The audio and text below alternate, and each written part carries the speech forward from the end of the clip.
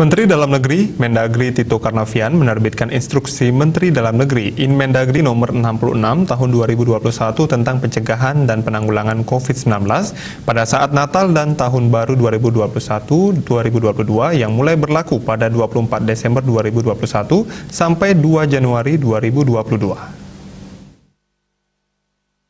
Dalam perayaan Nataru, alun-alun merupakan salah satu tempat yang dijadikan masyarakat untuk merayakannya, terutama pesta kembang api. Namun dalam Inmendagri nomor 66 tahun 2021 tentang pencegahan dan penanggulangan COVID-19 menegaskan seluruh alun-alun ditutup mulai tanggal 31 Desember 2021 sampai 1 Januari 2022. Dalam Inmendagri nomor 66 tahun 2021, pemerintah melarang berbagai kegiatan diantaranya pawai dan arak-arakan tahun baru baik terbuka maupun tertutup yang berpotensi menimbulkan kerumunan. Pemerintah meminta masyarakat merayakan tahun baru 2022 bersama keluarga. Kegiatan di pusat perbelanjaan atau mal, masyarakat harus menggunakan aplikasi Peduli Lindungi pada saat masuk dan keluar, serta hanya pengunjung dengan kategori hijau. Yang diperkenankan masuk ke pusat perbelanjaan, jumlah pengunjung tidak melebihi 75% dari kapasitas total.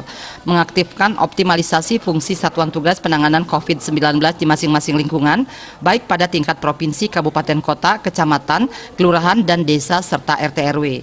Membatasi kegiatan masyarakat pada tanggal 24 Desember 2021 sampai dengan tanggal 2 Januari 2022, termasuk seni budaya dan olahraga yang dapat berpotensi menimbulkan penularan COVID-19.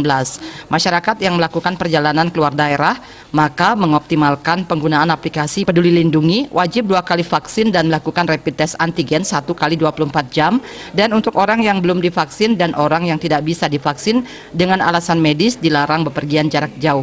Sehingga dengan kerjasama yang baik di momen Nataru ini, pandemi COVID-19 tetap bisa diatasi sehingga tidak ada lagi klaster-klaster baru. Ratna, Bali TV.